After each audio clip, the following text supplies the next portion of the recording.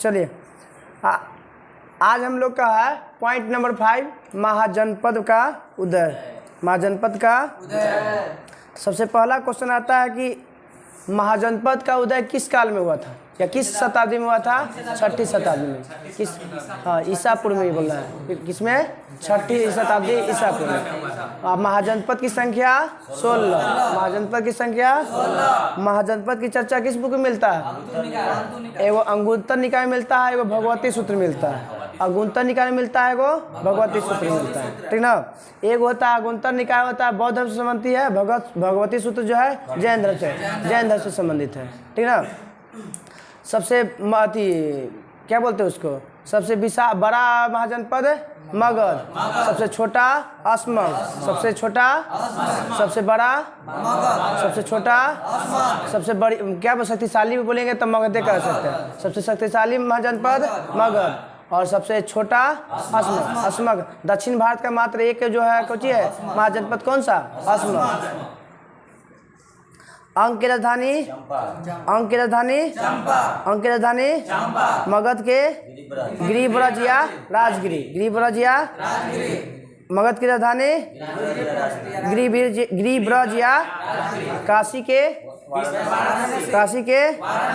वत्स के यही कौशाम्बी में पहली बार ईंटों का प्रयोग, पक्की ईंटों का प्रयोग किया गया था।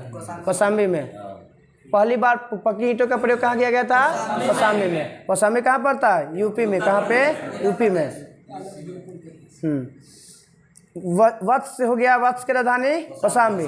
वज्जी की राजधानी वैशाली या विदेह, वैशाली विदेह या मिथिला, जो भी कहिए। वज्जी की राजधानी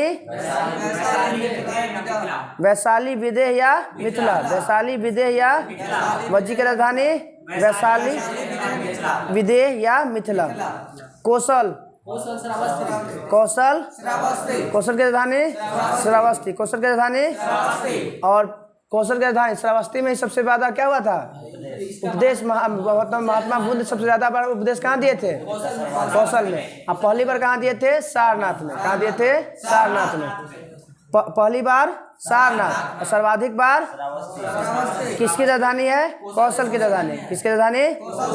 अवंती की राजधानी उज्जैन। अवंती की राजधानी अवंती की राजधानी। यही अशोक कहाँ के राज्यपाल था?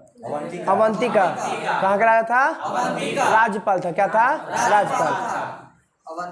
हाँ, अवंती का राजधानी उज्जैन या इसी को महिष्मती भी कहते हैं। अवंती की राजधानी उज्जैन। और हाँ, यह उज्जैन में एक मंदिर है ना, महाकाल का मंदिर कहाँ है? उज्जैन में। मंगाल का मंदिर कहाँ है? हाँ। मल की राजधानी कुशावती। मल की राजधानी आ गया तो सामने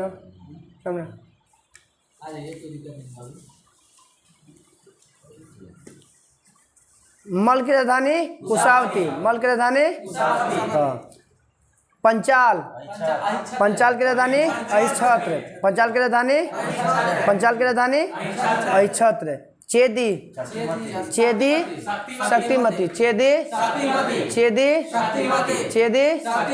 शक्तिमती। कुरु इंद्रप्रस्थ। कुरु की राजधानी इंद्रप्रस्थ। मत्स्य के विराटनगर। मत्स्य की राजधानी विराटनगर। मत्स्य की राजधानी विराटनगर। कंबोज के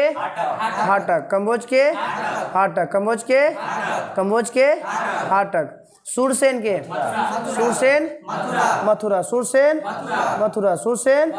मथुरा। अस्मक पोटली या पोतन। अस्मक पोटली या पोतन। अस्मक की राजधानी हाँ अस्मक। यही दक्षिण भारत के एकमात्र जो है महाजनपद जो गोदावरी नदी के तट पे है। गंधार तक्षशिला। तक्ष कौची है? विश्व का सबसे पुराना विश्वविद्यालय कहाँ पे है? तक्षशिला है। कहाँ है? तक्षशिला। कब बना था? 800 ईसा पूर्व में। 800। तो महाजनपद हम लोग का क्लियर हो गया। अब हम लोग का स्टार्ट होता है 6ठा पॉइंट, जैन धर्म। प्रथम तीर्थकर को क्या कहते हैं? प्रथम तीर्थकर को, प्रथम तीर्थकर को या संस्थापक, जैन धर्म के संस्थापक भी प्रथम तीर्थकर बोले या संस्थापक बोले, दोनों। हाँ, जैन धर्म के 30वें पासर बना, जैन धर्म के 30वें तीर्थकर पासर बना। बोलेगा वास्तविक संस्थापक महावीर, वास्तविक संस्थापक महावीर। कितने वर्ष की अवस्था में घर छोड़ देते हैं? 30 वर्ष। 30 वर्ष की अवस्था में कितने? अब बुध छोड़ते हैं 29 साल की अवस्था में, बुध छोड़ते हैं 29, महावीर छोड़ते हैं 30 साल में। कितना? 30 साल में। इन्होंने क्या, अब इनके द्वारा शिक्षा कितने प्रकार की शिक्षा दिया गया था? 4 प्रकार की। कितना? 4 प्रकार की। चोरी न करना, सत्य बोलना, फिर हिंसा न करना और संपत्ति न रखना। ये 4 प्रकार का शिक्षा किनके द्वारा किया गया था? अब आते हैं 24वें तीर्थकर कौन थे? महावीर। 24वें तीर्थकर महावीर, 24वें तीर्थकर महावीर। वास्तविक संस्थापक भी महावीर, जैन धर्म के वास्तविक संस्थापक भी महावीर। महावीर का जन्म कब हुआ था? 540 ईसा पूर्व। महावीर का जन्म 540 ईसा। महावीर का जन्म 72 साल की उम्र में मर जाते हैं। 72 साल की उम्र में 72 साल घटाइएगा तो कितना आ जाएगा? 468 ईसा पूर्व। 468 ईसा पूर्व। महावीर 72 साल और बुध 80 साल। महावीर 72 साल और 80 साल जीते हैं। हाँ हाँ। इनका जन्म कहाँ हुआ था? 540 में, कुंडग्राम के, वैशाली जिला, कुंडग्राम के। हाँ, पिता का क्या नाम था? सिद्धार्थ। महावीर के पिता का नाम सिद्धार्थ। महावीर के पिता का नाम किस कुल के थे? सिद्धार्थ किस कुल के थे? ज्ञात्री कुल के। किस कुल के? ज्ञात्री कुल। किस कुल के थे? माता का नाम क्या था? त्रिशला। माता का नाम किसकी बहन थी? त्रिशला, चेटक की बहन थी। चेटक की बहन के क्या नाम था? हाँ, चेटक के बहन का क्या नाम था? त्रिशला। त्रिशला कौन थी? महावीर के माता का नाम। महावीर के माता का नाम। पिता का नाम सिद्धार्थ। पिता का नाम सिद्धार्थ। किस कुल से थे? ज्ञात्री कुल से थे। किस कुल के? ज्ञात्री कुल। किस कुल? हाँ। महावीर की पत्नी का नाम यशोदा। महावीर के पत्नी के नाम, महावीर के पत्नी के नाम यशोदा। महावीर के पत्नी के नाम यशोदा। बुध के पत्नी का नाम यशोधरा। महावीर के बात, बुध के पत्नी का नाम यशोधरा। यशोधरा। पुत्री का नाम महावीर के अनुनोजा प्रियदर्शनी। अनुनोजा प्रियदर्शनी। महावीर के पुत्री का नाम अनुनोजा प्रियदर्शनी। दामाद का नाम जामिल। हाँ, जामिल। जमाली ना, जामिल है ना? जामिल, जामिल है। महावीर के दामाद का नाम, ध्यान से सुनो, महावीर के दामाद का नाम था जामिल। क्या नाम था? तू लोग के बोलने के बाद हम बोलेंगे, ठीक ना? महावीर के दामाद का नाम जामिल। कुछ था? जामिल। पुत्री का नाम था अनुनोजा प्रिय दर्शनी। क्या नाम था? अनुनोजा प्रिय दर्शनी। बचपन का नाम महावीर के वर्धमान। बचपन के महावीर के बचपन का नाम वर्धमान। महावीर के बचपन का नाम और बुध के बचपन का नाम सिद्धार्थ। बुध के बचपन का नाम सिद्धार्थ। बुध के बचपन का नाम सिद्धार्थ। हाँ। अपने किससे आग्रह, अब घर छोड़े थे तो किससे आग्रह लिए थे? हाँ, बड़े भाई कौन था? नंदी वर्धन। नंदी वर्धन, नंदी वर्धन। 12 वर्ष तपस्या किए थे। ज्ञान प्राप्ति करने के लिए कितने साल? 12 साल। मतलब 42 साल की उम्र में ज्ञान की प्राप्ति हुआ था। कितने उम्र में? कौन? नहीं, जो रिजुपालिका नदी के तट पे था। हाँ, रिजुपालिका नदी के तट पर।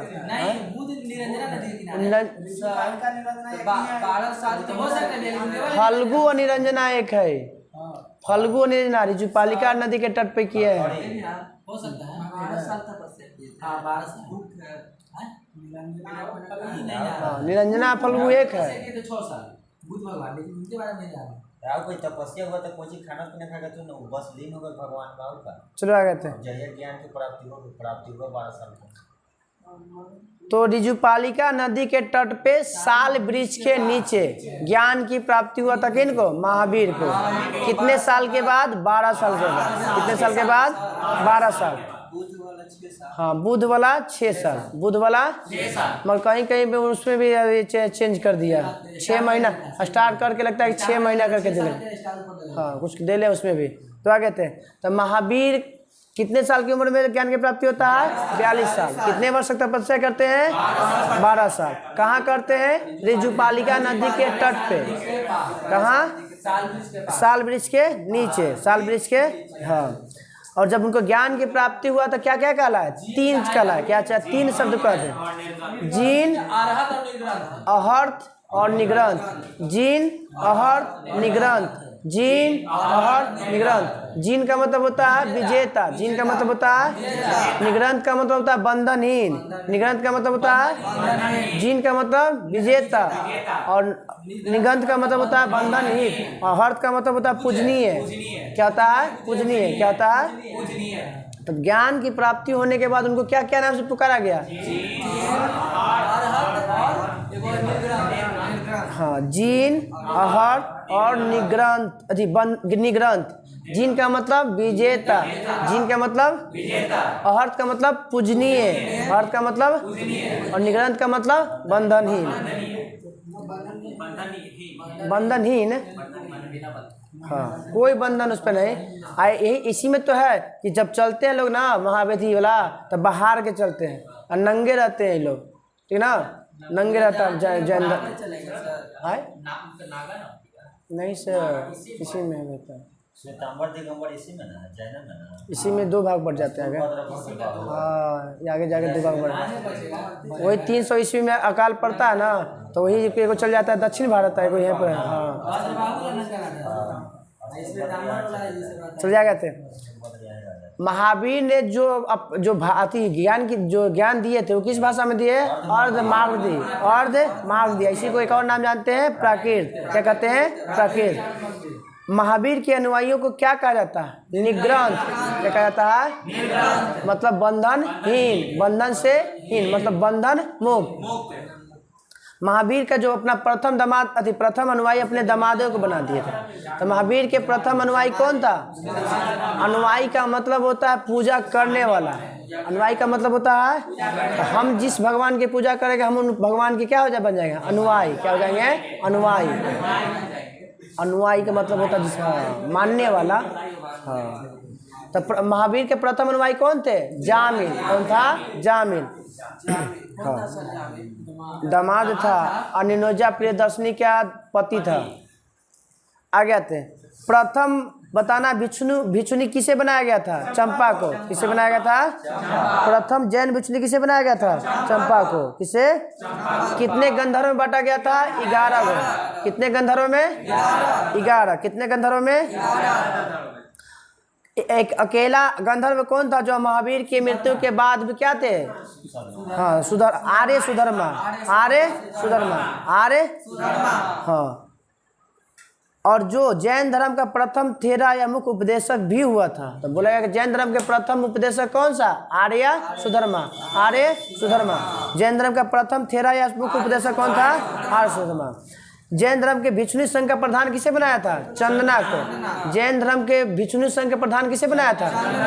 मतलब प्रधान का मतलब तो समझ में आता, सबका हेड। हाँ, मगर भिक्षुनी संघ का बनाया था क्या? भिक्षुनी संघ का प्रथम अति बनाया था कुछ प्रधान चंदना को, मगर प्रथम भिक्षुनी बनाया था चंपा को।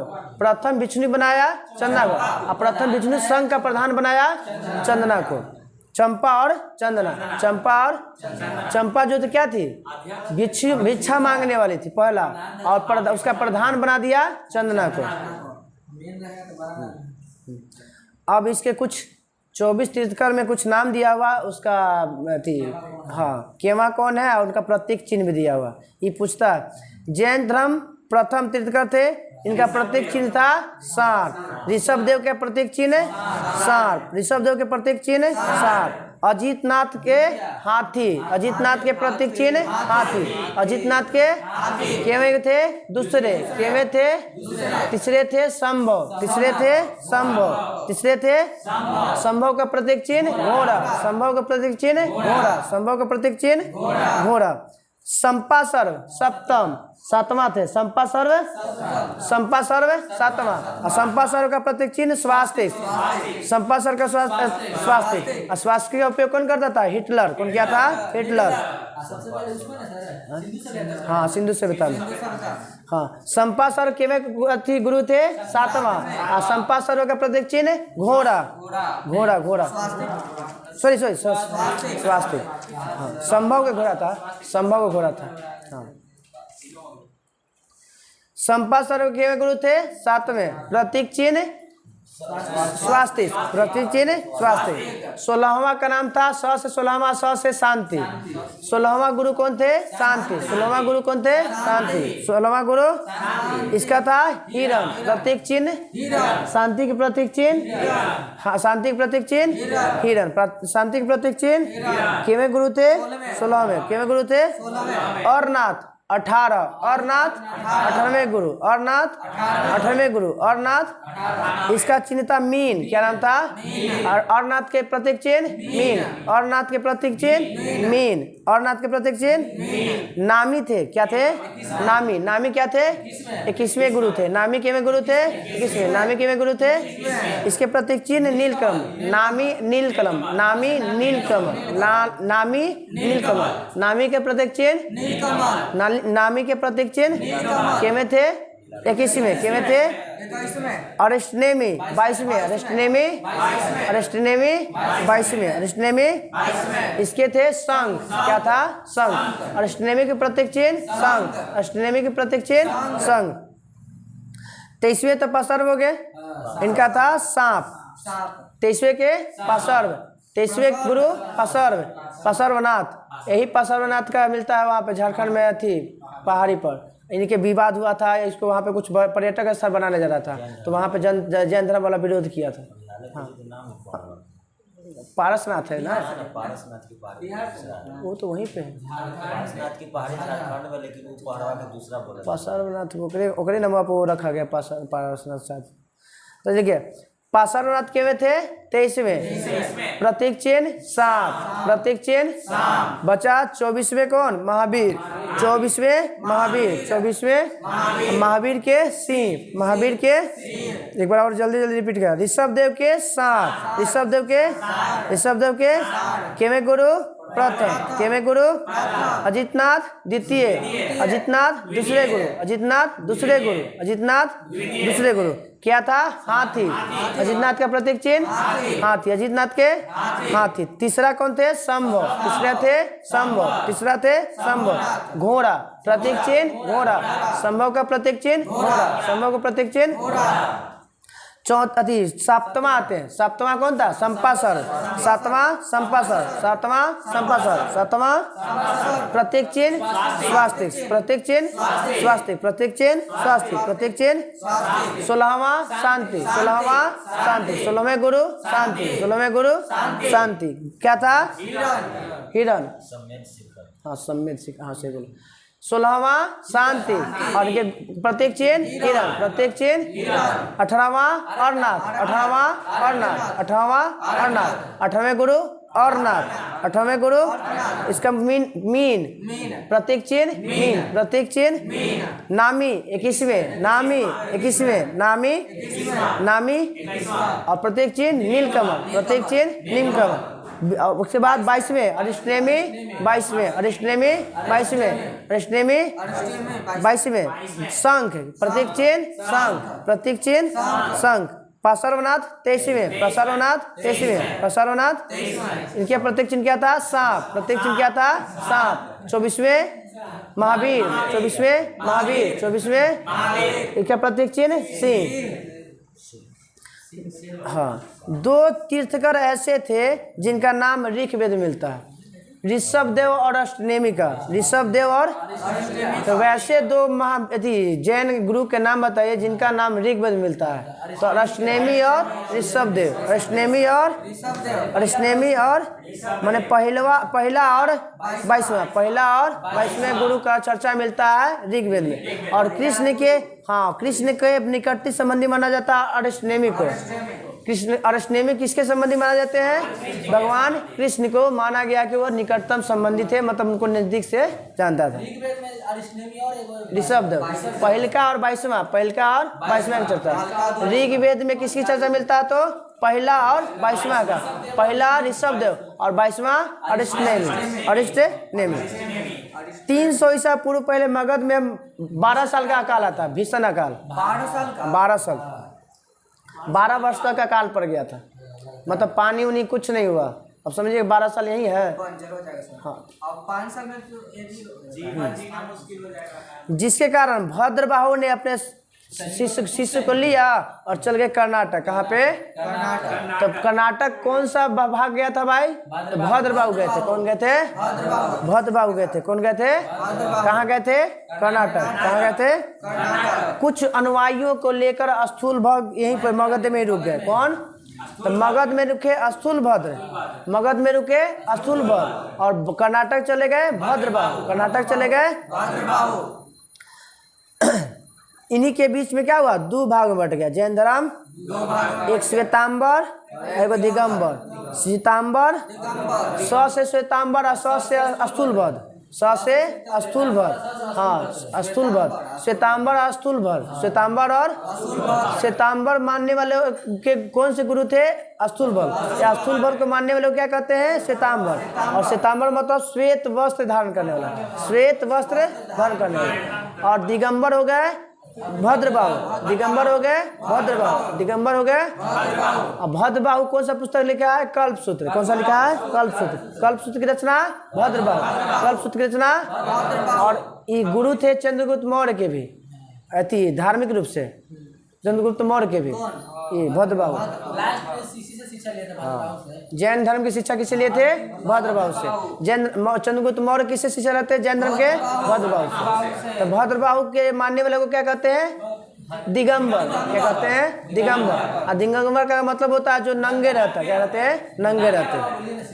हाँ, नागा अलग बाबू, नागा वो अलग चल जाएंगे। हाँ, दोनों अलग है, ये भी अलग है, वो लोग पूरा नंगा, कुछ नहीं। वो अपने चलेंगे तो रास्ता बहारते चलेंगे, एक चींटी भी पैर तक नहीं आना चाहिए। कुछ भी नहीं आ गया तो सर चलो ए सामने है जैन संगीति। जैन संगीति कितने? 2 गो। जैन संगीति कितने? एक पहला 300 ईसा पूर्व में और दूसरा 512 में। पहला जैन संगीति कब? 300 ईसा पूर्व में। कहाँ पे? पाटलिपुत्र। पहलका कहाँ हुआ था? ताकि मगध में इससे भी तो इधर भाग गया था लोग। एगो चले गए थे कर्नाटक, एगो रुक गए थे मगध में। तो पहला जैन संगीति कहाँ हुआ था? पाटलिपुत्र। और दूसरा हुआ तो गुजरात के वल्लभी में। कहाँ पे? गुजरात के 512 ईस्वी में। तब जैन संगीति के गो कब 300 ईसा पूर्व और 512 ईसा पूर्व। एगो पाटलिपुत्र है, गुजरात के वल्लभी में। 300 ईसा पूर्व और 512 ईस्वी में। ईसा पूर्व नहीं, ईस्वी में। हाँ, तो पहला जो हुआ था पाटलिपुत्र, दूसरा हुआ था गुजरात। और गुजरात के कहाँ पे? वल्लभी में। कहाँ पे? वल्लभी। जैन धर्म के 3 रत्न होते हैं। कितने रत्न? कौन कौन आता है? सम्यक आचरण, सम्यक ज्ञान,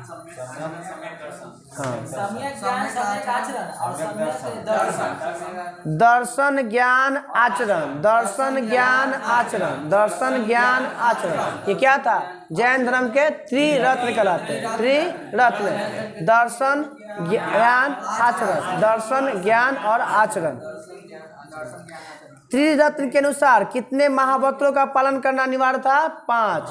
त्रिरत्न के अनुसार जो मानता था उसको 5 को महावक्र अपनाना था। कौन? 5 को। कोची? पहला बात अहिंसा, मतलब मारपीट नहीं करना है। दूसरा सत्य बोलना है, कभी झूठ नहीं बोलना है। अस्ते मतलब चोरी नहीं करना है। अस्ते मतलब है चोरी नहीं करना है। अपरिग्रह, इसका मतलब ना अपरिग्रह मतलब शायद लगता है कि धन नहीं रखना। अपरिग्रह का मतलब होता है धन नहीं रखना, और ब्रह्मचर्य तो जान ही रहे हैं कि सबको अपना ब्रह्मचर्य जब नहीं करना। धन संग्रहित नहीं करना। हाँ। जैन धर्म के 4 वर्ग सिद्धांतों को लोकप्रिय बनाने में मदद करता है कौन? शिक्षा, अन्न, चिकित्सा और आवास। बताना, जैन धर्म को ईश्वर की मान्यता था? नहीं, ईश्वर की मान्यता, जैन धर्म ईश्वर की मान्यता, मगर आत्मा की मान्यता था। आत्मा में विश्वास करते मगर ईश्वर में विश्वास। जैन धर्म आत्मा में विश्वास करते मगर ईश्वर में विश्वास। हाँ। महावीर पुनर्जन्म और कर्मवाद में बात करते हैं। पुनर्जन्म और जब पुनर्जन्म होगा तो आत्मा से रिलेटेड है, तो आत्मा में विश्वास करेगा ही। तो पुनर्जन्म और कर्मवाद और आत्मा, ये तीनों में विश्वास करते थे कौन? जैन धर्म। मगर ईश्वर में विश्वास। जैन धर्म में सप्तसंगी ज्ञान को क्या कहते हैं? स्यादवाद या अनेकांतवाद। तो कई बार क्वेश्चन पूछेगा कि अनेकांतवाद का संबंध किस धर्म से? जैन धर्म से। अनेकांतवाद का संबंध, स्यादवाद का संबंध, अनेकांतवाद का संबंध जैन धर्म से, और स्यादवाद का संबंध जैन धर्म से। जैन धर्म ने अपना आध्यात्मिक विचार कहाँ से ग्रहण किया था? सांख्य दर्शन से। किससे? कहाँ से दर्शन प्राप्त किया था? सांख्य दर्शन। और सांख्य दर्शन के जनक कौन? कपिल मुनि। कौन? कपिल मुनि। सांख्य दर्शन के जनक है कपिल मुनि। सांख्य दर्शन के जैन धर्म मानने वाले कुछ राजा थे। उदयन कौन था?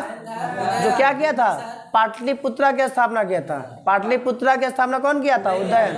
और पाटलिग्राम बोलेगा तो अजातशत्रु। पाटलिग्राम बोलेगा तो अजातशत्रु। पाटलिग्राम अजातशत्रु, और पाटलिपुत्रा करेगा तो उदयन। इसमें उदयन था, चंद्रगुप्त मौर्य था, कलिंग नरेश खारवेल था, राष्ट्रकूट वंश था, और चंदेल शासक था। ये सब कोची के मानने वाले थे? जैन धर्म को। जैन को मानने वाले ही शासक थे। जैन सर वही ना वो तो चर्च में चल गया है, ईसाई में चल गया तुम। हाँ। जैन चाबुक से मारता, एक ही से मारता है, पीछे मारता है तो कोई परम नहीं। मुस्लिम में मुहर्रम में होता है। अरे पारसनाथ की पहाड़ी जाना पड़ेगा। मुस्लिम क्या होता है? वो पीछे मारता है ना, वो मुस्लिम मारता है मुहर्रम में।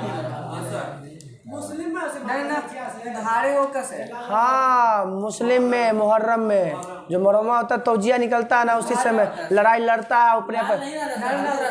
जी धारे होके मारता है वो। हम क्या बोल रहे हैं? मुहर्रम एगो पर्व होता है, उसमें लकड़ी के बनाव निकालता है लोग। क्या होता है उससे? वो अपना मानने का तरीका है। मतलब अब तुरा कहेगा कि होलिका जलाने में क्या होता है? होलिका जलाने में तो वो अपना पर्व मना रहा है वो। बस चलो जाते हैं। वो ऐसे करने से उसका मान्यता है कि हमको अल्लाह खुश हो जाएंगे। अब तू कहला दंडवत प्रणाम करते जाता है यहाँ से अपना मंदिर तक ले, तो भी तो पूछ सकता है। तो उसका अपना मानने का तरीका है। बस हाँ हाँ चलिए जाते हैं। मृत्यु कहाँ होता है? चंद्रगुप्त मौर्य के श्रवणबेल गोला में। कर्नाटक गंग अति बताना है कि श्रवणबेला गोला जो मंदिर है, श्रवणबेला में बाहुबली के मंदिर है, वो किस शताब्दी बना है? 10वीं शताब्दी। कौन बनाया था? गंग वंश के शासक चामुंड राय ने। गंग वंश के शासक चामुंड राय। गंग वंश के शासक।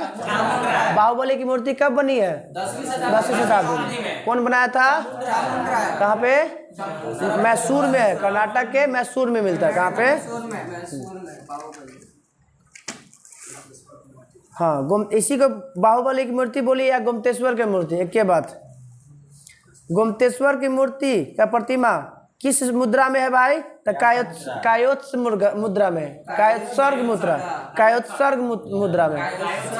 कायोत्सर्ग मुद्रा। कौन सा मुद्रा में? कायोत्सर्ग।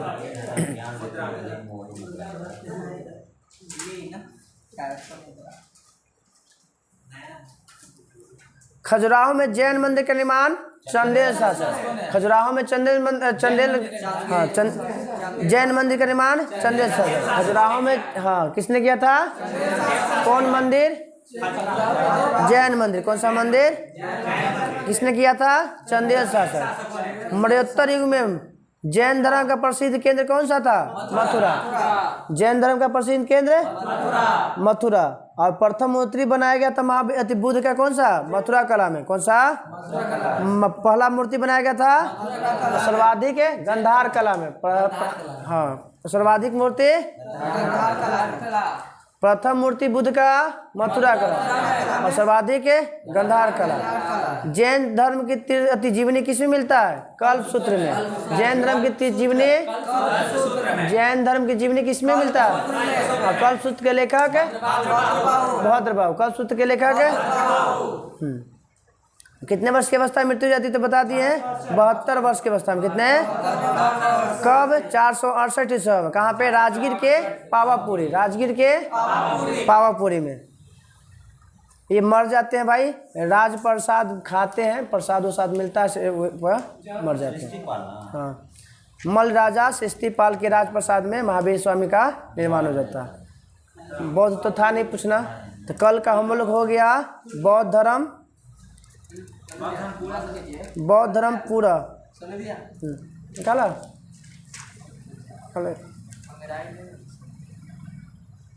नहीं देख रहा है तो चलो गया।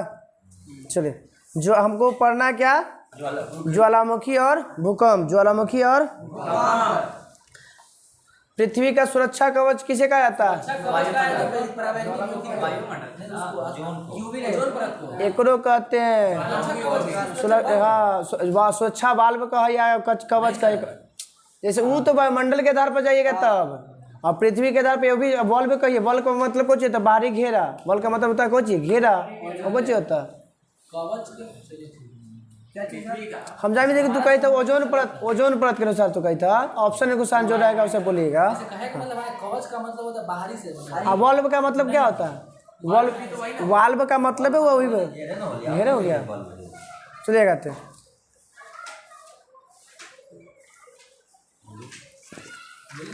बोल रहे ज्वालामुखी का जो मुख होता है उसको क्या कहते हैं? क्रेटर। क्या कहते हैं? ज्वालामुखी का जो मुख होता है उसे क्या कहते हैं? और क्रेटर जब बड़ा बन जाएगा तो काल्डेरा। क्या कहल जाएगा? काल्डेरा। और काल्डेरा में जब पानी भर जाएगा तो काल्डेरा झील। क्या कहलाएगा? काल्डेरा झील। जमीन के अंदर जो जमा पिघला रहता है उसे मैग्मा। जमीन के अंदर जो रहता है उसे जमीन के अंदर जो रहता है वो बाहर निकल गया तो इसमें क्या कौन सा गैस सबसे ज्यादा में निकलता है? सल्फर। क्या निकलता है? Sulphur dioxide. और सबसे ज्यादा मात्रा में इसे जल वाष्प। और गैस में पूछेगा तो सल्फर डाइऑक्साइड, जलवर हाँ कार्बन डाइऑक्साइड वो तो निकलना ही है सब में कम मात्रा में। हाँ, जब ज्वालामुखी पानी में गिरता है तो बन जाता है टफ। क्या कहते हैं? टफ। पानी में जब ज्वालामुखी की जब जाके गिर जाता है तो क्या बनता है? टफ। क्या बनता है? टफ। और जब वही ज्वालामुखी जो है फिर मैग्मा जो है चना का आकार ले जाता है उसे क्या कहती है? स्कोरिया। क्या लेते हैं? स्कोरिया। क्या कहते हैं? स्कोरिया। जब क्या बोलते हैं? जब वही पे ज्वालामुखी मिस के तहत में लावा नीचे से निकल कर चना का आकार ले लिया तो क्या कहलाएगा? स्कोरिया। और पानी में गिरा तो टफ। पानी में लिया तो टफ। ज्वालामुखी कितने प्रकार के? ज्वालामुखी कितने प्रकार के? माने सुतल, जगल, सुतल और मरल। जगल, सुतल और जिसको बोलते हैं सक्रिय, सुषुप्त और एगो निष्क्रिय या मृत जिसको बोल देते हैं। सबसे ज्यादा सर्वाधिक ज्वालामुखी कहाँ मिलता है? प्रशांत महासागर में। और प्रशांत महासागर का प्रकाश स्तंभ किसे कहते हैं? स्ट्राम्बोली को। प्रकाश स्तंभ किसे कहा जाता है? स्ट्राम्बोली को। प्रकाश स्तंभ क्योंकि जब निकलता है ना तो बहुत सारा प्रकाश। अच्छा, हाँ अग्नि वाले का। ठीक है। भूमध्य सागर के प्रकाश स्तंभ किसे कहा जाता है? स्ट्राम्बोली के। भूमध्य सागर के प्रकाश स्तंभ स्ट्राम्बोली को। प्रकाश किसे कहते हैं? स्ट्राम्बोली को। स्ट्राम्बोली कहाँ मिलता है भाई? तो सिसिली द्वीप के उत्तर में लिपारी द्वीप है। सिसिली के उत्तर में कौन सा द्वीप है? लिपारी। सिसिली के उत्तर में कौन सा द्वीप है? स्ट्राम्बोली किस द्वीप पे स्थित है? लिपारी द्वीप है। किस द्वीप में? लिपारी ऑप्शन नहीं रहेगा तो मार देंगे। सिसिली विश्व का सबसे अधिक सक्रिय ज्वालामुखी किलाउ। हाँ, विश्व का सबसे अधिक सक्रिय ज्वालामुखी किलाउ। विश्व का सबसे अधिक सक्रिय ज्वालामुखी किलाउ कहाँ पे है? हवाई द्वीप। कहाँ है? हवाई द्वीप। कहाँ पे? हवाई द्वीप। हवाई द्वीप कहाँ है? अमेरिका में। हवाई द्वीप कहाँ है? अमेरिका में। सर एथिया में देले ओकरा एथी से खान सर सब दूसरा देले क्या ना किलाउ हम हवाई द्वीप इसी में दे कोटो पे सीधे इक्वाडोर में है। अब बताते हैं वर्तमान में सक्रिय ज्वालामुखी संख्या 500। वर्तमान में सक्रिय ज्वालामुखी की संख्या 500। सक्रिय ज्वालामुखी की संख्या 500 है। नेशनल वाटर 6 गो 111 कुछ छोटा ना सब जोड़ के हो गया। अभी राष्ट्रीय का बोलेगा ना तो 6 गो मारिएगा। 111 को कहाँ से जुड़ेगा बताइए? वही तो हम सोचे 111 को कभी भूलो के मत मारिएगा। वो छोटा ना सर दे लिया तो छोड़ दीजिए उसको। वो अति तारामंडलों बताया ना तो 88 को बताएं पढ़ाए में। तो अब अगर नोट्स में दीजिएगा तो नवासी कहाँ से नेशनल वाटर 111 हो जाएगा? तो जो छठा वो छठा ऊपर से प्रस्तावित है वो 121 वाला। सबसे जो सक्रिय ज्वालामुखी आइकरा में किलाउ दे है। इसे पता ना लेकिन माने मुना लोग सबसे ज्यादा नेशनल नहीं होगा, सब लेके उतना पूरा। तो वही छोटा छोटा बोल रहे हैं ना कि छोटा छोटा लेकर बहुत ज्यादा हो जाते चलिएगा। तो जैसे ये मान लो ना बंदरगाह के वो है, राष्ट्रीय बंदरगाह के वो 14 छोटा 200 है और 14 गो बड़ा है। 14वां के प्रस्तावित का बनने तैयार हो लेते थे। अब क्या कहते हैं? हवा में उड़ा हुआ लावा शीघ्र ठंडा होकर ठोस में बदल जाता है उसे क्या कहते हैं? सिंडर। क्या कहते हैं? सिंडर। जो लावा उठ जाता है राख के रूप में जो आकर ठंडा होकर नीचे गिरता है छोटा छोटा टुकड़ा उसे क्या कहते हैं? सिंडर। क्या कहते हैं? और वही अगर पानी में गिर जाएगा तो टप। चना का करने लगा तो स्कोरिया। आसमान में जाता वो आप लोग सिंडर मान ठंडा होकर गिरेगा तो सिंडर, पानी में गिरेगा तो टप, चना का करके लेगा तो स्कोरिया। हाँ, सर्वाधिक उद्गार में निकलने वाला गैस जल वाष्प। कैसे? जल वाष्प। और ऐसे में मिलेगा तो सल्फर SO2 सल्फर डाइऑक्साइड। बताना किस ज्वालामुखी में सबसे ज्यादा बार उद्गार हो चुका है? कोलिमा ज्वालामुखी में। किसमें? जिसमें 40 बार से अधिक उद्गार हो चुका है।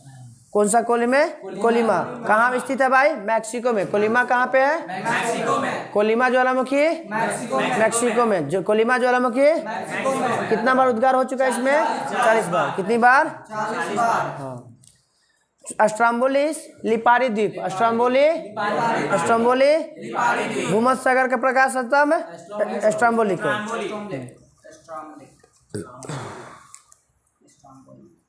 प्रसुप्त ज्वालामुखी बताना है कि कौन कौन है प्रसुप्त। ये सुतल है बाद में कभी भी जैसे अभी मोरना लोहा हुआ है जगह कितना 38 साल बाद या इसमें है Vesuvius.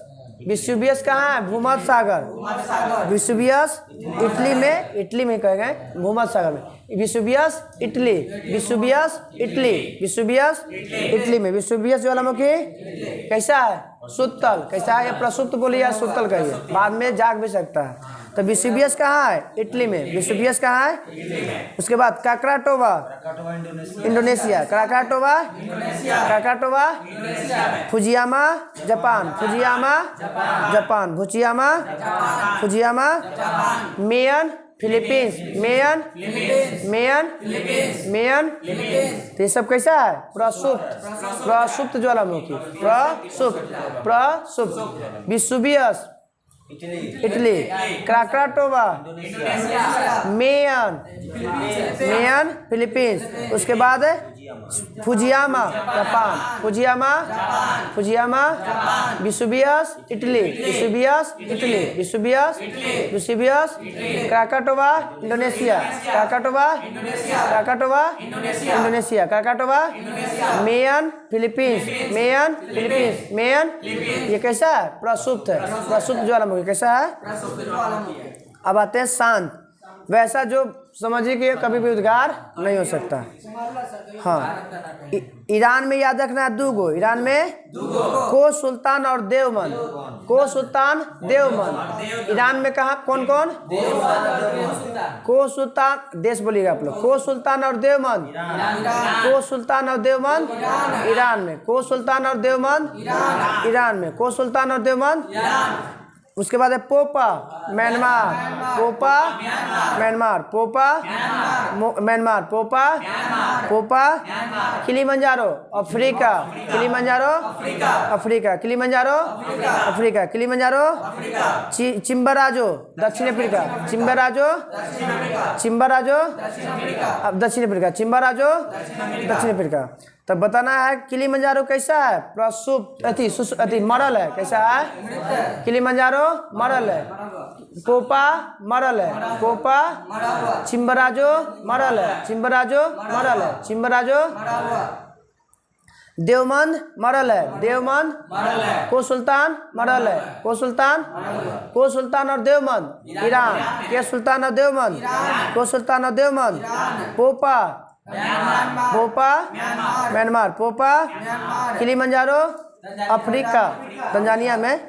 Kilimanjaro Africa. Kilimanjaro Africa. Kilimanjaro Chimborazo दक्षिण अफ्रीका। चिम्बराजो ये सब कैसा है? मरल है। कैसा है?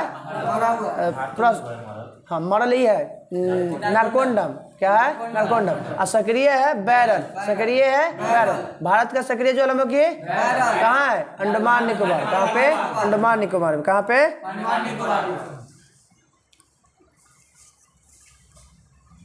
सबसे ज्यादा जो है करीब किस तट पे पाया जाता है सक्रिय ज्वालामुखी? प्रशांत महासागर। कहाँ पाया जाता है? अग्नि वलय किसे कहा जाता है? प्रशांत महासागर को। अग्नि वलय प्रशांत महासागर में परिमेखला बनाता है चारों तरफ का। हाँ, सबसे अधिक सक्रिय ज्वालामुखी कहाँ मिलता है? अमेरिका और एशिया में। अमेरिका और एशिया में। अमेरिका में और अमेरिका और एशिया महाद्वीप के तट पे मिलता है। अमेरिका और एशिया महाद्वीप के तट पे सबसे ज्यादा सक्रिय ज्वालामुखी अमेरिका और एशिया। अमेरिका और एशिया के तटों पर। अमेरिका और एशिया के तट पर मिलता है सक्रिय ज्वालामुखी। हाँ,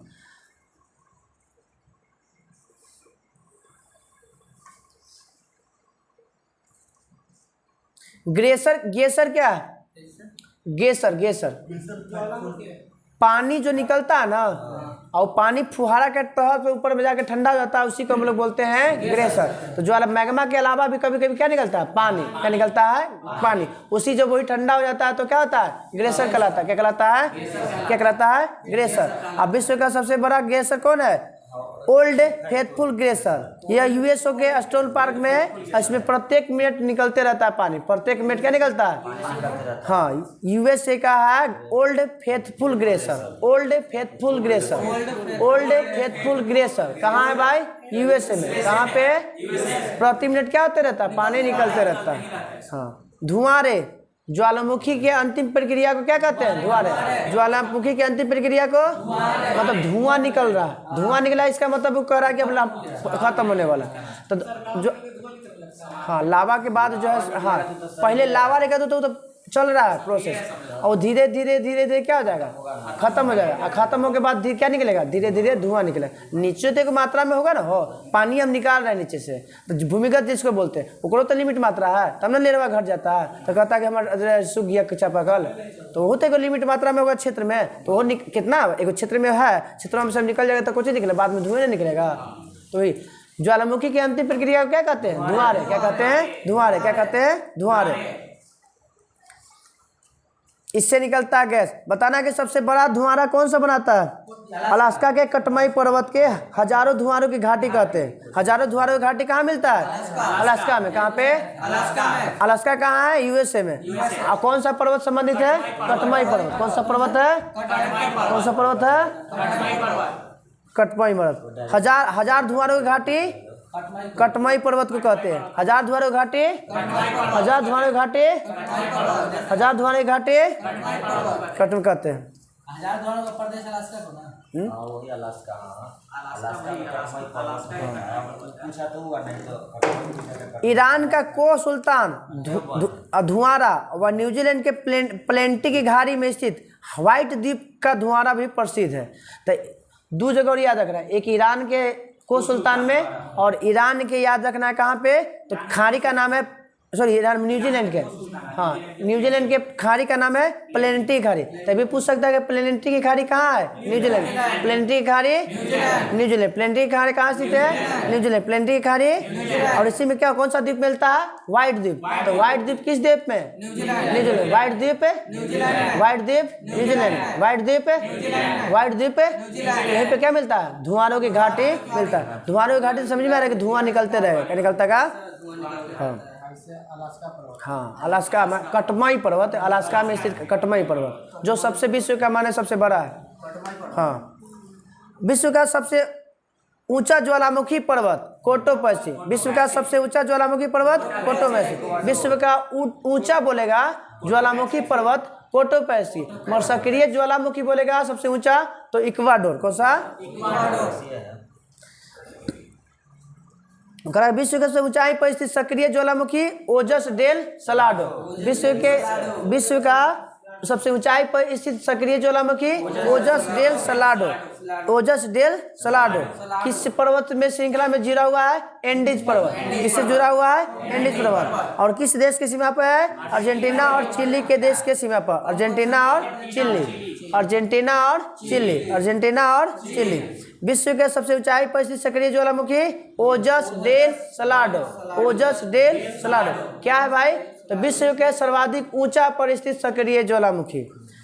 अब ज्वालामुखी पर्वत बोलेगा सबसे ऊंचा ज्वालामुखी पर्वत था कोटोपैक्सी, कहाँ है, इक्वाडोर, कहाँ है, इक्वाडोर।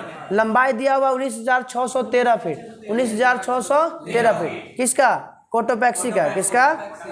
विश्व का सबसे ऊंचाई पर स्थित शांत ज्वालामुखी एकांकागुआ, एकांकागुआ विश्व का ऊंचा, हाँ नहीं एंडीज पर्वत तो मैं दक्षिण में अफ्रीका में है। बोलेगा कि विश्व के सबसे अधिक ऊंचाई पर स्थित शांत ज्वालामुखी एकांकागुआ, विश्व के ऊंचाई पर सबसे अधिक सक्रिय ज्वालामुखी हीरे से।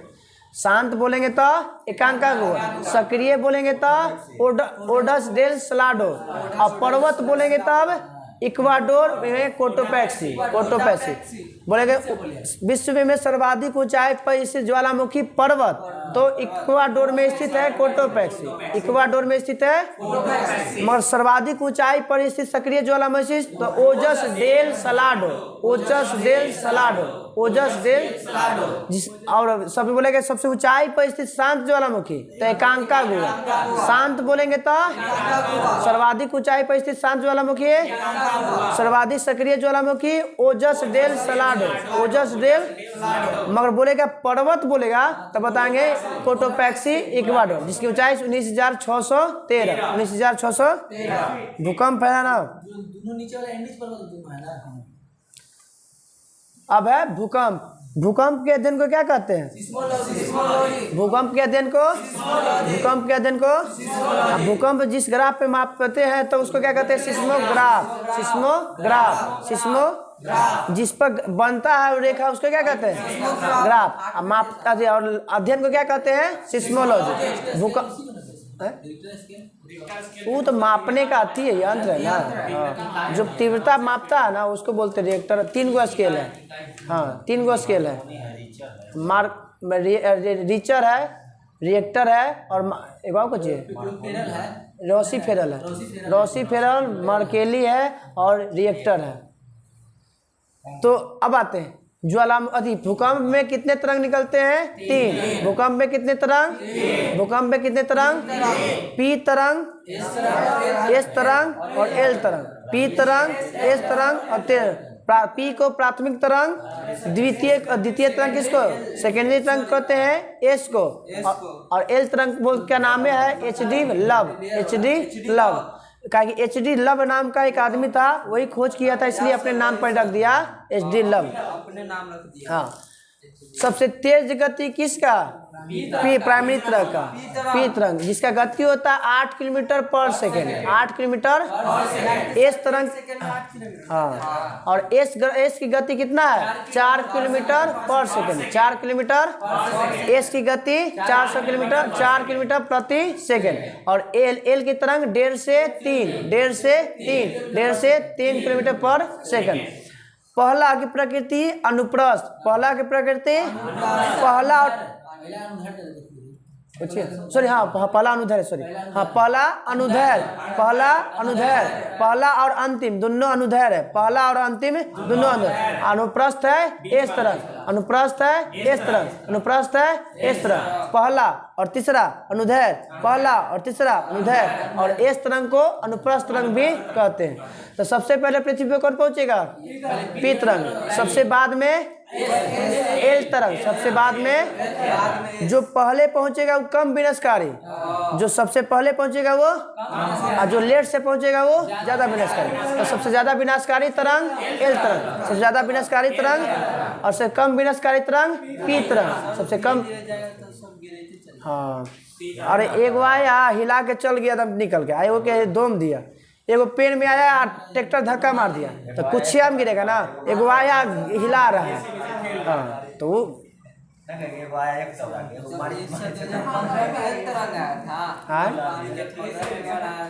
अरे तरंग वो इससे नहीं निकलता है बाबू, वो एल आता है, तीनों आता है, तीनों नहीं रे बाबू, तीनों में दूरी नहीं है। पहलका की गति है 8 किलोमीटर, हाँ तीनों आएगा।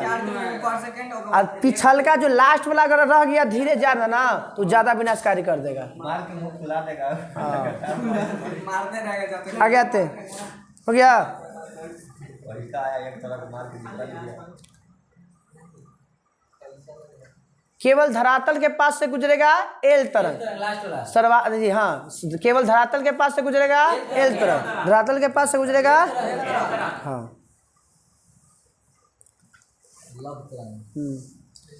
जहां से निकलता है भूकंप की उत्पत्ति स्थान को केंद्र बोलते हैं। भूकंप के उत्पत्ति के स्थान को मान ली कि यहाँ पे उत्पन्न हुआ तो उसको क्या कहेंगे फोकस, क्या बोलेंगे फोकस, या कहीं सेंटर को या केंद्र को जो भी कहिए।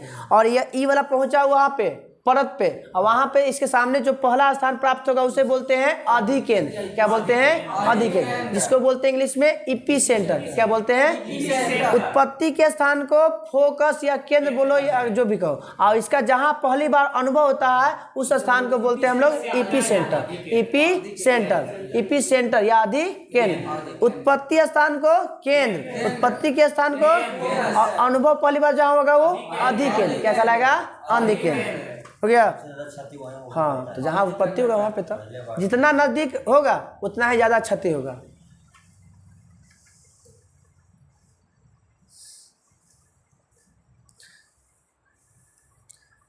कितने अंतर सागरीय भूकंप को जापान में क्या कहा जाता है सुनामी। क्या कहते हैं सुनामी। किस कौन सा तो हाँ अंतर सागरीय भूकंप जो आता है, सागर के अंदर जो भूकंप आता है उसे जापान में क्या से कहते हैं सुनामी।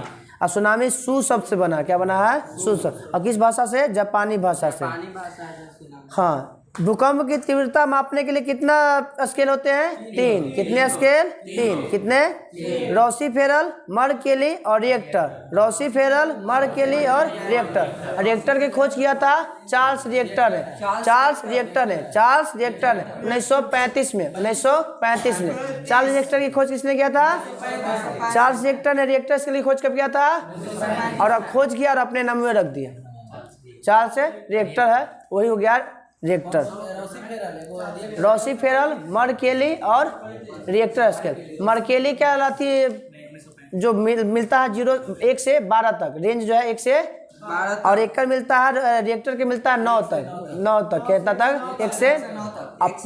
हाँ प्रत्येक जो पॉइंट है वो दूसरे का 10 गुना होता है। क्या होता है माने कि ये अगर 1 है और वो अगला दूसरा पर जाएगा तो इसका 10 गुना हो गया। अभी एक भी अगला पे पहुंचेगा तो इसका 10 गुना इस तरह से बढ़ते जाएगा।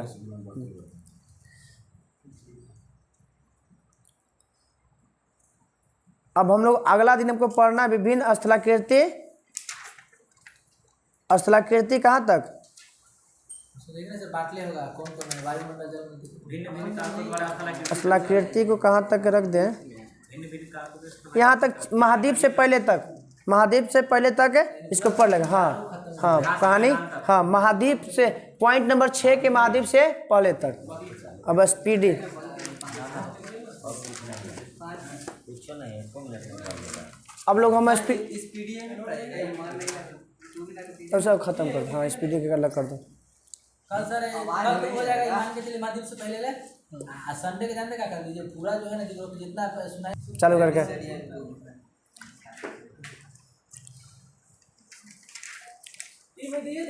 स्पीडी पेज 4 और संपूर्ण ब्रह्मांड और हमारा सौरमंडल। सौरमंडल कौन सा? नहीं डाला तो फोटो हम आप ही लोग खींचते हैं।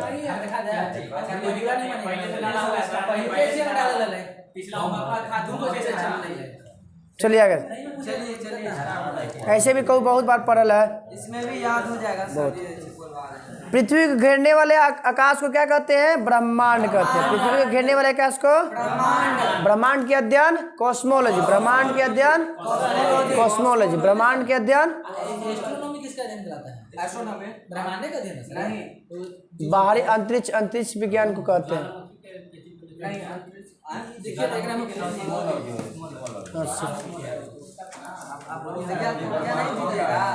एस्ट्रोनॉट जो होता है उसी का इंग्लिश हुआ है, होता है ना? ये ब्रह्मांड का है। वही तो कह रहे हैं सर ये वाला में एस्ट्रोनॉमी देवल है। देखिए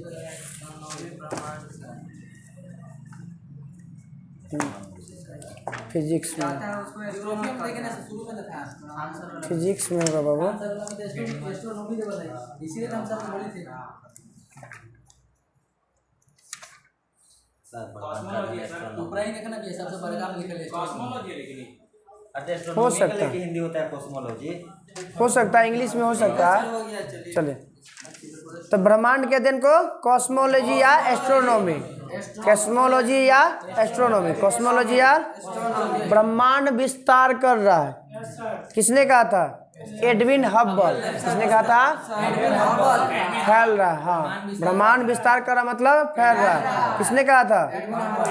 प्रसार का। किस थ्योरी पर है भाई? Big bang theory. किस थ्योरी पे है? Big bang theory. अब बिग बैंग थ्योरी की खोज किसने किया था? जॉर्ज लेमेंटेरे। किन किया था? जॉर्ज लेमेंटेरे। जॉर्ज लेमेंटेरे। जॉर्ज लेमेंटेरे। ब्रह्मांड की उत्पत्ति के सर्वाधिक मान्यता सिद्धांत किसका है? महाविस्फोटी सिद्धांत, वही बिग बैंग थ्योरी। हिंदी में बोलिए तो महाविस्फोटी सिद्धांत, इंग्लिश में बोलेंगे तो big bang theory. Big bang theory के संस्थापक तो लेमेंटेरे हो गया। हाँ आधुनिक खगोल शास्त्र का जनक कोपरनिकस। आधुनिक खगोल शास्त्र का जनक आधुनिक खगोल शास्त्र का जनक है कोपरनिकस। आधुनिक खगोल शास्त्र का जनक है कोपरनिकस। कोपरनिकस ने किसकी खोज किया था? सौरमंडल की। इसीलिए तो कहा जाता है आधुनिक खगोल शास्त्र का जो किसको? कोपरनिकस। कोपरनिकस कहाँ के था? पोलैंड के। कहाँ के? कोपरनिकस कहाँ के थे? पोलैंड के। कोपरनिकस कहाँ के थे? और जब स्थापना हुआ था तो अभी बताया था किसका? इसका 51वां यूएनओ का अंतिम सदस्य कौन था? 51वां कौन था? पोलैंड था। कौन था? पोलैंड। सूर्य सौरमंडल का केंद्र है और पृथ्वी इसके परिक्रमा करता है। सबसे पहले किसने कहा था? कोपरनिकस। बताया था कि ब्रह्मांड का केंद्र कौन है? सूर्य। ब्रह्मांड का केंद्र है सूर्य और उसके चारों तरफ चक्कर लगाता है पृथ्वी। किसने कहा था? कोपरनिकस। कोपर सौरमंडल की खोज भी किसने? 1540 में। 1540। पृथ्वी ब्रह्मांड का केंद्र है और सूर्य इसके चारों चक्कर लगाता। किसने कहा था? टॉलमी। कौन क्या था? टॉलमी ने क्या कहा था? पृथ्वी सूर्य का ब्रह्मांड का केंद्र है और पृथ्वी के चारों ओर लगाता चक्कर कौन? सूर्य। ये किसने कहा था? पहले टॉलमी था। टॉलमी ने लिखा था कौन? नेचुरल हिस्ट्री कौन लिखा था? प्लिनी लिखा था। और एक भारत का भूगोल नामक पुस्तक लिखा था टॉलमी। तो वो टॉलमी जो था कौन? दूसरा में था, दूसरी शताब्दी में। यही दूसरी शताब्दी में वो अपना भाषण दिए बोला था कि ब्रह्मांड का केंद्र पृथ्वी है और इसके चारों ओर चक्कर लगाता है सूर्य, ये कहा था टॉलमी। उसके बाद आता है कब 15वीं 16वीं शताब्दी में आता है कोपरनिकस, उसके मान्यता को करता है रद्द और बोलता है कि ब्रह्मांड का केंद्र है सूर्य और ये चक्कर लगाएगा कौन इसके चारों ओर, पृथ्वी। असल में वो दूसरी शताब्दी की कहानी है, आई है 16वीं शताब्दी के। जिसे उसको पता नहीं था, बोल के चल गया और मानते रहा, उसके कोई विरोध करने वाला नहीं मिला, मान जानकारी प्राप्त हुआ।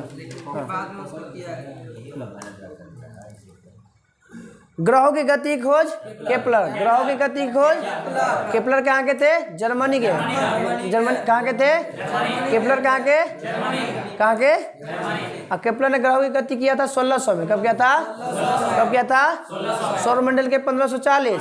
और गति केपलर ने ग्रहों की खोज 1600 में। हाँ, ग्रहों की गति की खोज। सौरमंडल का विकास कितना वर्ष पहले हुआ था, 4.5 अरब पहले। सौरमंडल का विकास 4.5 अरब है, सौरमंडल का विकास 4.5 अरब है पहले। ब्रह्मांड का मौलिक कण हिग्स बोसान, ब्रह्मांड का मौलिक कण हिग्स बोसान, ब्रह्मांड का मौलिक कण हिग्स बोसान, ब्रह्मांड का मौलिक कण हिग्स बोसान का अन्य नाम क्या जानते हैं, God particle, God particle. Higgs boson को और किसके नाम से जानते हैं, गॉड पार्टिकल। हाँ,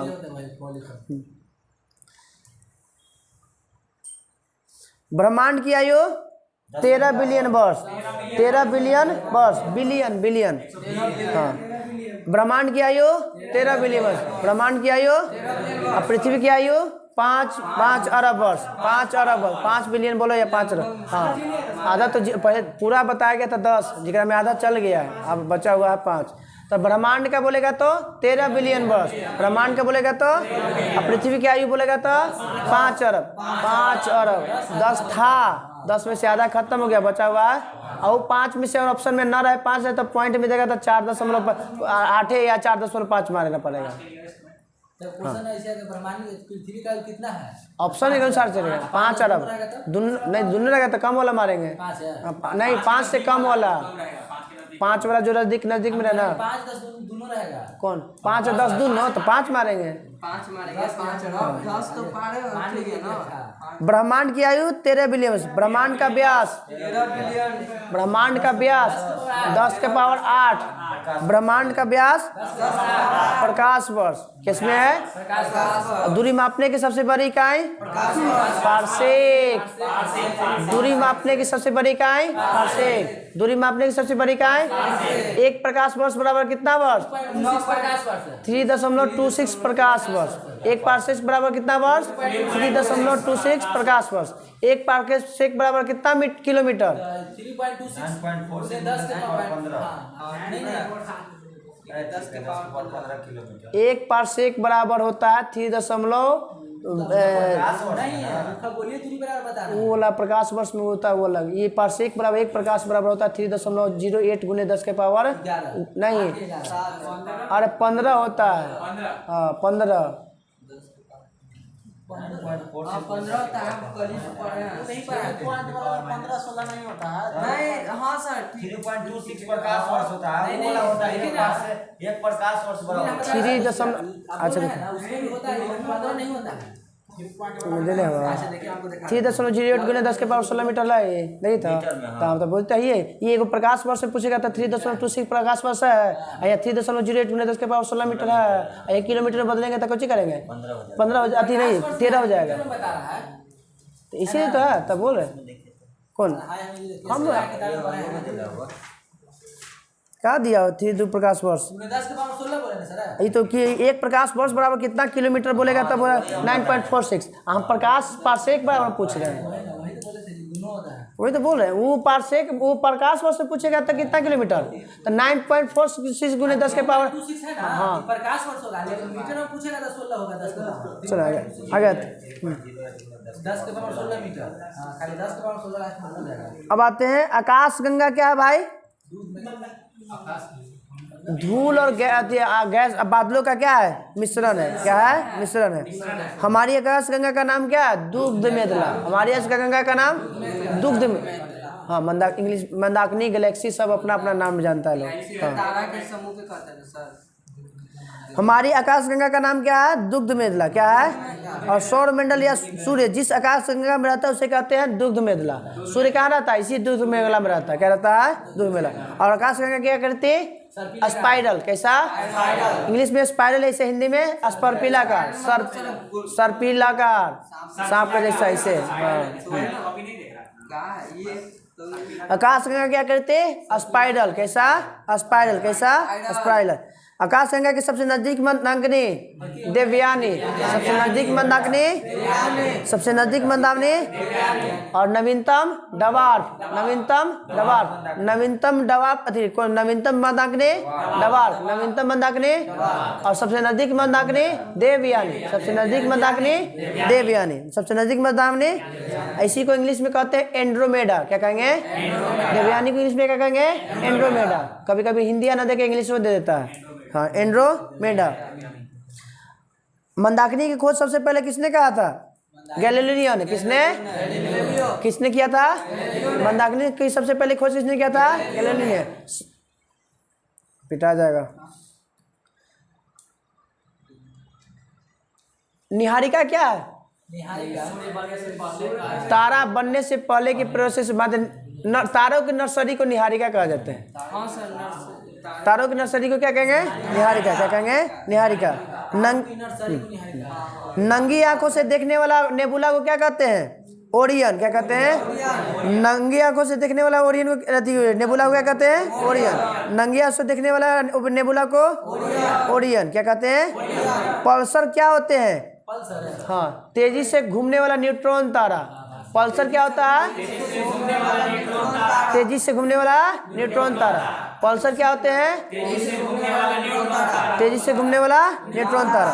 तारों में ऊर्जा का मुख्य स्रोत क्या है? नाभिकीय संलयन। नाभिकीय परमाणु बम में विखंडन, परमाणु बम में विखंडन और हाइड्रोजन बम में संलयन। हाइड्रोजन बम में तारा किसका बना होता है? हाइड्रोजन और हीलियम। हाइड्रोजन और पृथ्वी का निकटतम तारा। वो भी चलते रहता होगा ना तारा। तभी तो लाइट दूरी मापा गया ये नहीं है तो क्या होगा? सूर्य का निकटतम तारा, सूर्य का निकटतम तारा। इसके बाद प्रोक्सिमा सेंचुरी के बाद अल्फा सेंचुरी। पहला पृथ्वी के पहला बोलेगा तो सूर्य, सूर्य के बाद बोलेगा तो प्रोक्सिमा, और प्रोक्सिमा के बोलेगा तो अल्फा सेंचुरी। पहला बोलेगा सूर्य, सूर्य के बाद अल्फा, अल्फा के बाद प्रोक्सिमा, और प्रोक्सिमा के बाद अल्फा। सूर्य, प्रोक्सिमा, अल्फा, सूर्य, प्रोक्सिमा, अल्फा, सूर्य, प्रोक्सिमा, अल्फा। चंद्रशेखर को नोबेल पुरस्कार कब मिला था? 1983 में। कब मिला था? ब्लैक होल के सिद्धांत की खोज किसने किया था? एस चंद्रशेखर। ब्लैक होल के सिद्धांत, ब्लैक होल के सिद्धांत एस चंद्रशेखर। ब्लैक होल के सिद्धांत एस चंद्रशेखर। कब मिला था इनको नोबेल पुरस्कार? 1983। 1983 में भारत वर्ल्ड कप जीता था। किसके कप्तानी में? कपिल देव के कप्तानी में। मैन ऑफ द मैच कौन बना था? ना, अरे ये बना था लगता है मोहिंदर अमरनाथ है। मोहिंदर अमरनाथ या नहीं, वो बॉलर था कोई ना, ध्यान में छोड़ा बाद में। आ गए थे।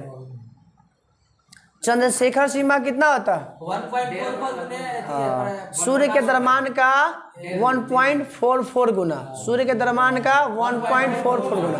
चंद्रशेखर सीमा कैसे कहेंगे? सूर्य के द्रव्यमान का से अगर 1.4 गुना हो गया तो क्या कहेंगे? चंद्रशेखर सीमा। तारों के सुंदर आकृति को क्या कहते हैं? तारामंडल। सूर्य के तारों के सुंदर आकृति को क्या कहते हैं? तारामंडल की संख्या 89। तारामंडल की संख्या, तारामंडल की संख्या 89। तारामंडल की संख्या, सबसे बड़ा तारामंडल सेंट्रोस। सबसे बड़ा तारामंडल सेंट्रोस। उस दिन फिर हो गया था डिस्कशन में, आप लोग ध्यान नहीं दिए थे। सबसे बड़ा सेंट्रोस, सबसे बड़ा सेंट्रोस जिसमें 94 तारा, जिसमें 94 तारा। सेंट्रोस में सबसे छोटा तारामंडल हाइड्रा, सबसे छोटा तारामंडल हाइड्रा, सबसे छोटा तारामंडल जिकरा में 68 तारा आता है। कितने आते हैं? सेंट्रोस में 94, सेंट्रोस में और अथी में हाइड्रा में 68, हाइड्रा में। और हाइड्रा एक होता है जीव होता है, एक उसके जीव होता है जिसमें अमृतत्व का गुण पाया जाता है। क्या पाया जाता है? इसमें इसी में कौन सा विधि द्वारा जनन होता है? तो मुकुलन विधि द्वारा। कौन सा विधि द्वारा? मुकुलन। कौन सा विधि द्वारा? हाइड्रा में जनन किस विधि द्वारा? मुकुलन। नहीं, मुकुलन। हाइड्रा में मुकुलन। विखंडन में पल जाएगा आपको बहुत सारा, विषाणु जीवाणु में ये सब हो जाएगा। और अमीबा भी आ जाएगा, अमीबा में तो विखंडन होता है। विखंडन में रद्दू भी, एक एकल विखंडन है, बहुत विखंडन होता है। बड़ा सेंट्रोस हो जाएगा ना। हाँ, बड़ा सेंट्रोस। ऐसे नाम पे याद है कि ना? सेंट्रोस लिखेंगे तो बड़ा में, हाइड्रा लिखेंगे तो छोटा में। 94 और 68 याद रखना। यहाँ पे तो दिल्ली है लास्ट में, क्या दिले? सबसे बड़ा तारामंडल सेंट्रोस, दिल्ली तो ही है। ध्रुव तारा का भाग होता है, कौन होता है? लघु सप्तऋषि। ध्रुव तारा का भाग कौन होता है? ध्रुव तारा का भाग कौन होता है? लघु सप्तऋषि। ध्रुव तारा का भाग होता है दिशा निर्धारण करने वाला तारा, ध्रुव तारा।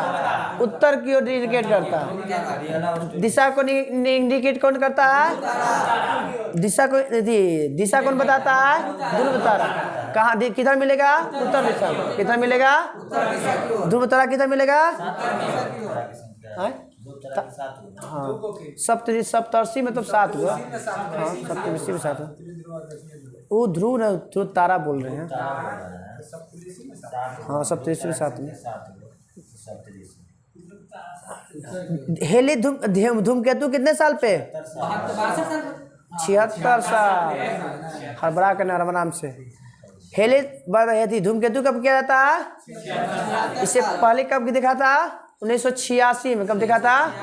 अब भी 2062 में, 2062 में दिखाई। कब देगा? आकार के अनुसार घटते क्रम में बृहस्पति, शनि, अरुण, वरुण। बृहस्पति, शनि, अरुण, वरुण। पृथ्वी, शुक्र, मंगल, बुध। पृथ्वी, शुक्र, मंगल, बुध। पृथ्वी, शुक्र, मंगल, बुध। बोलेगा कि घटते क्रम में तो बृहस्पति, शनि, अरुण, वरुण। बृहस्पति, शनि, अरुण, वरुण। बृहस्पति, शनि, अरुण, वरुण। उसके बाद पृथ्वी, मंगल, सॉरी पृथ्वी ना, शुक्र, मंगल,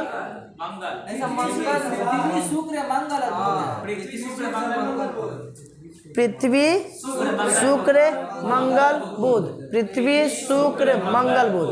अब लाइन से बृहस्पति, शनि, अरुण, वरुण। पृथ्वी, शुक्र, मंगल, बुध। बुध बुध। अब आगे आते हैं सूर्य से दूरी के अनुसार। तो ये लाइन याद है। फिर से आकार के अनुसार घटते क्रम में बृहस्पति, शनि, अरुण, वरुण। पृथ्वी, मंगल, पृथ्वी, शुक्र, मंगल, बुध। पृथ्वी, शुक्र, मंगल, बुध। 4 को लास्ट हो गया। शुरू वाला तो एकदम सही है। हाँ। 4 को लास्ट में। पृथ्वी, शुक्र, मंगल, बुध। पृथ्वी, शुक्र, मंगल, बुध। अब अति के अनुसार, दूरी के अनुसार बुध, शुक्र, पृथ्वी, मंगल। बुध, शुक्र, पृथ्वी, मंगल। बुध, शुक्र, हाँ ठीक तो बोल रहे हैं। पृथ्वी, हाँ, बुध, शुक्र, पृथ्वी, मंगल।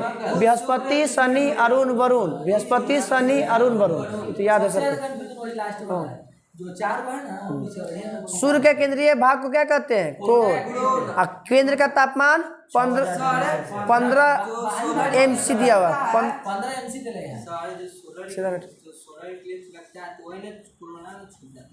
पूछिए। बाहरी जो चमकीला सतह दिखाई देता है ना, उसी को क्रीट या कोरोना कहते हैं। उससे कौन सा एक्सरे निकलता है? एक्सरे। सतह का तापमान 6000। सतह का तापमान, और यहाँ पे केंद्र का तापमान दिया 15 डिग्री सी। वैसे इतना होता है सर 1.5 × 10⁻7 डिग्री सेल्सियस होता है। अब आते हैं सूर्य के बातम परत को क्या कहते हैं, किरीट या कोरोना। कोरोना से कौन सा किरण निकलता है, एक्सरे। एक्सरे की खोज रॉन्टजन, एक्सरे की खोज फिजिक्स में पहला भौतिक पुरस्कार नोबेल पुरस्कार पाने वाला रॉन्टजन। हाँ रॉन्टजन भौतिकी में पहला नोबेल पुरस्कार जीतने वाला रॉन्टजन। और जो भारत के थे वो भारतीय लोग आते हैं। हाँ एस चंद्रशेखर ना, वो तो नोबेल पुरस्कार सीवी रमन ना, सीवी रमन। भारतीय में हाँ भारतीय। रॉन्टजन रोएटजन जो बोलना है और मिलेगा उस तरफ से मार देना है। सूर्य के दीप्तिमान सतह को बोलते हैं फोटोस्फीयर। सूर्य के दीप्तिमान सतह को फोटोस्फीयर या प्रकाश मंडल। फोटोस्फीयर या सूर्य के दीप्तिमान सतह को फोटोस्फीयर या प्रकाश मंडल। फोटोस्फीयर या प्रकाश मंडल। प्रकाश मंडल का ऊपरी भाग जो प्रकाश का नहीं होता उसे वर्ण मंडल कहते हैं। क्या कहते हैं, जहाँ प्रकाश निकला उसे प्रकाश मंडल या फोटोस्फीयर, और जहाँ नहीं दिखाई दिया उसे वर्ण मंडल। क्या बोलते हैं, वर्ण मंडल, जिसको बोलते हैं इंग्लिश में क्रोमोस्फीयर। क्या बोलते हैं, क्रोमोस्फीयर। अब आते हैं सूर्य में तो ऊर्जा हो गया, बना हुआ था किसका, पृथ्वी की औसत दूरी तो जान ही रहे हैं, 14 कितना 14 करोड़ 96 लाख, 14 करोड़ 96 लगभग 15 करोड़। सूर्य ग्रहण कब होता है, जब पृथ्वी में चंद्रमा आ जाएगा तो सूर्य ग्रहण। अब पृथ्वी बीच में आ गया था चंद्र ग्रहण। जीवाश्म ग्रह किसे कहते हैं, चंद्रमा को। जीवाश्म ग्रह चंद्रमा को, जीवाश्म ग्रह और नहीं सर, पृथ्वी का चक्कर कुछ होगा, टाइटेनियम और पाया जाता है। मतलब जीवाश्म चंद्रमा को मतलब कुछ बता सकते हैं कहाँ जाता है, कुछ रीजन इसमें? कुछ खनिज उनिज पाया जाता है, ठीक है ना। जैसे टाइटेनियम और का चट्टान वहाँ टाइटेनियम का अति मात्रा मिला गया है उसमें, इसीलिए कभी कभी कहता है कि पृथ्वी में जो मिलता है टाइटेनियम न उसी का भाग मिलता है आपको चंद्रमा पे, टाइटेनियम में।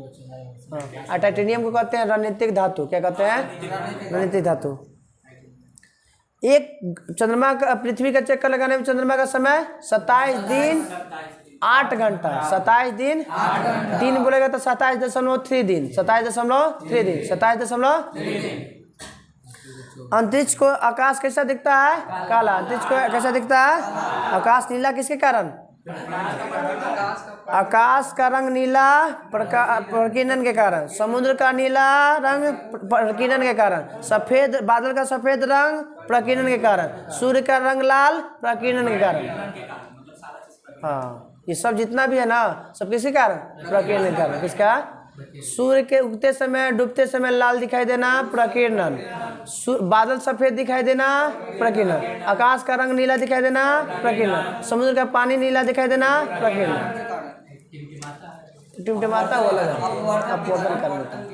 हाँ उसमें बहुत सारा धूल कर पाता है ना, तो वही टकरा जाता है, तो कभी दिखता है कभी नहीं दिखता, इसीलिए टिमटिमाते में प्रतीत होता है। गांधी युग तो नहीं दिया था ना, तो होमवर्क में याद रखिएगा। कल SPD में है पेज नंबर 5 गांधी युग। कौन सा युग है, और अगला है गांधी युग है, और भारत में प्रमुख टाइगर रिजर्व